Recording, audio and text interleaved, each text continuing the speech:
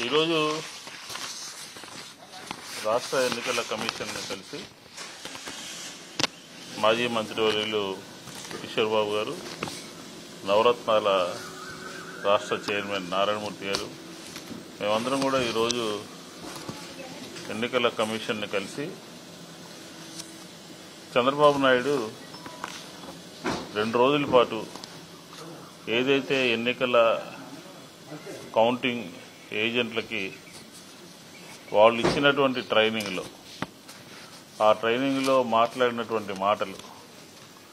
మాటలు చట్టం తెలుసుకోవడానో లేకపోతే రూల్ పొజిషన్ తెలుసుకోవడానో కాకుండా వైఎస్ఆర్ కాంగ్రెస్ పార్టీ ఏజెంట్ల మీద దౌర్జన్యం చేయాలని, వైఎస్ఆర్ కాంగ్రెస్ పార్టీ ఏజెంట్లని తరిమి కొట్టాలని, ఆ బూతుల్లో లేకుండా కౌంటింగ్ జరిగేటటువంటి ప్రాంతంలో లేకుండా చూడాలని, ఇట్లాగా అన్పార్లమెంటరీగా ఒక కుట్ర కోణంతో విధ్వంసం సృష్టించాలని, అరాచకం సృష్టించాలని చంద్రబాబు నాయుడు గారు బహిరంగంగా మాట్లాడినటువంటి ఆ మాటలు ముందస్తుగానే, ఎందుకంటే పోలింగ్ జరిగినటువంటి రోజును కానీ, పోలింగ్ తదనంతరం జరిగినటువంటి గొడవలు కానీ తిరిగి మళ్లీ కౌంటింగ్లో తీసుకురావాలి అని చెప్పనే ఉద్దేశంతో తెలుగుదేశం కుట్రలు, కుతంత్రాలు ఇవన్నీ కూడా పన్నుతూ ఉంది. అంతిమంగా ఏంటంటే ఎట్లాగైనా సరే ఈసారి విజయం కోసం ప్రయత్నం చేస్తున్నారు. ప్రజల యొక్క తీర్పుని, ప్రజల యొక్క అభిప్రాయాన్ని మార్చేటటువంటి ప్రయత్నం చేస్తున్నారు. ఈ దౌర్జన్యకాండ పట్ల ముందస్తుగానే ఎన్నికల కమిషన్ ద్వారా పోలీసు యంత్రాంగానికి కంప్లైంట్ చేసి ఆయా ప్రాంతాల్లో సరైనటువంటి బందోబస్తు పెట్టాలి, ఖచ్చితమైనటువంటి నియమ నిబంధనలు పాటించాలి అని చెప్పని ఈరోజు క్లియర్గా ఎన్నికల కమిషన్ దృష్టికి తీసుకెళ్లాం. ఎందుకంటే ఈ ప్రక్రియలో ఇప్పటికే మనం చూసాం, పోస్టల్ బ్యాలెట్ విషయంలో ఏ రకంగా ఎన్నికల కమిషన్ని తన చేతిలో పెట్టుకుని దానికోసమే పొత్తు ఇలాంటి దుర్మార్గాలకి, ఇలాంటి దుశ్చర్యలకి తెలుగుదేశం నడుం కట్టి పోస్టల్ బ్యాలెట్ విషయంలో ఎంతవరకు వెళ్లారో మనం చూసాం. అట్లాగే రేపు అక్కడ జరిగేటటువంటి కౌంటింగ్ ప్రక్రియలో ఎదురయ్యేటటువంటి సమస్యల పట్ల కూడా ఎన్నికల కమిషన్ ఇన్ఫ్లుయెన్స్ చేసి చెప్పు చేతుల్లో పెట్టుకుని అక్కడ మళ్లీ ఇబ్బందులు సృష్టించాలి అని చెప్పనే ఒక ఆలోచన నిన్న మొన్న జరిగినటువంటి ఆ ట్రైనింగ్ క్యాంపులో బయటపడింది. దాన్ని వైఎస్ఆర్ కాంగ్రెస్ పార్టీ ముందస్తుగానే ఎన్నికల కమిషన్ గారికి దృష్టికి తీసుకుని వెళ్లి దీని పట్ల కఠినమైనటువంటి, ఖచ్చితమైనటువంటి చర్యలు చేపట్టాలి అని చెప్పని వైఎస్ఆర్ కాంగ్రెస్ పార్టీ కోరింది. దీంతోపాటు మనం చూసాం, నిన్న మొన్న ఈ రాష్ట్ర ముఖ్యమంత్రి గారికి ప్రజా సలహాదారు, ప్రజా అవసరాలకు సంబంధించినటువంటి సలహాదారు సజ్జల రామకృష్ణారెడ్డి గారి మీద కేసు నమోదు చేశారు నిన్న. ఇది చాలా దుశ్చర్య అన్నమాట. ఆయన మాట్లాడినటువంటి మాటలు అక్కడ దానికి సంబంధించినటువంటి ఆయన మాట్లాడినటువంటి మాటల మూలంగా అంట ఈ రాష్ట్రంలో ప్రజల మధ్య విద్వేషాలు వస్తాయంట, సమాజంలో గొడవలు జరుగుతాయంట అని చెప్పనే ఒక ఉద్దేశంతో తెలుగుదేశం పార్టీ లీగల్ సెల్ ఒక కుట్ర కోణంతో అనేక సెక్షన్లని వర్తించే విధంగా తాడేపల్లి పోలీస్ స్టేషన్లో కంప్లైంట్ ఇవ్వడము, ఆ కంప్లైంట్ మీద పోలీసు యంత్రాంగం రిజిస్టర్ చేయడము, దీన్ని చాలా తీవ్రంగా పరిగణిస్తున్నాం, తప్పుపడతా ఉన్నాం. అనవసరంగా ఒక కంప్లైంట్ తీసుకుని దాన్ని కేసు కట్టారనంటే ఎన్నికల కమిషన్ ఏ విధంగా వ్యవహరిస్తుందో మనకి స్పష్టంగా అర్థమవుతుంది. మేము మా టీం అంతా కూడా ఇప్పటి వరకు ఎన్ని కంప్లైంట్స్, దాదాపుగా 100 కంప్లైంట్స్ ఎన్నికల కోడ్ ప్రారంభమైనప్పటి దగ్గర నుంచి, ఆంధ్రప్రదేశ్లో ఎన్నికల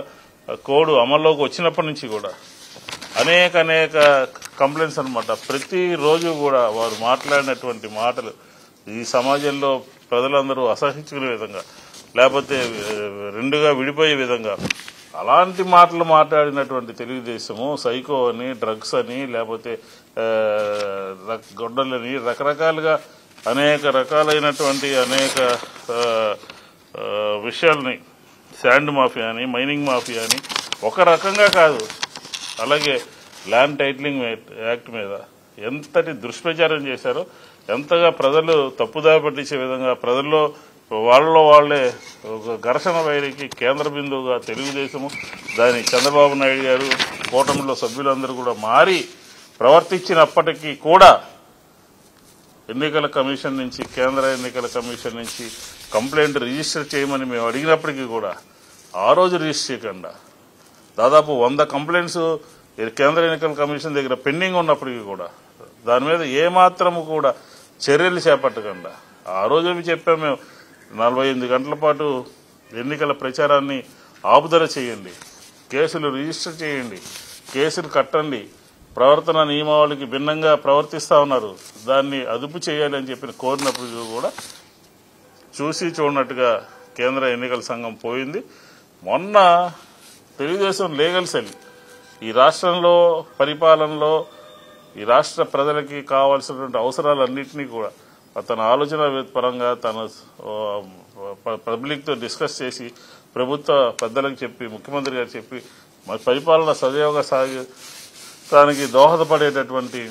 సజ్జల రామకృష్ణారెడ్డి గారి మీద తెలుగుదేశం లీగల్ సెల్ ఇచ్చినటువంటి అబద్దపు కంప్లైంటు, అనవసరమైన కంప్లైంటు, ప్రజల్లో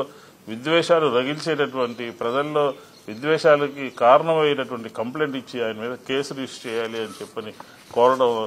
తెలుగుదేశం పార్టీ ఓడిపోతుంది అనడానికి, తెలుగుదేశం పార్టీ దివాళా కోరుతనానికి నిదర్శనం అని చెప్పని ఈ సందర్భంగా మేము చెబుతూ దాని మీద ఎన్నికల కమిషన్ కూడా తగు చర్యలు తీసుకోవాలి, వాస్తవాలు దాని మీద పూర్తిగా చర్చించాలి, పూర్తిగా